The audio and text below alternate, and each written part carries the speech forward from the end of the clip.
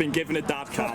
Loving it. Do you have anything to say about the day so far? I know we've been here 5 minutes. All going well, I think. Do you have anything to say about the day? Nah, not really. Good luck. Good luck. Enjoy the wedding.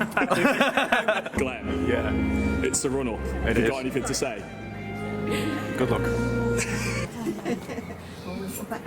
By the time you've seen this, you've already done the hard bits. You're done.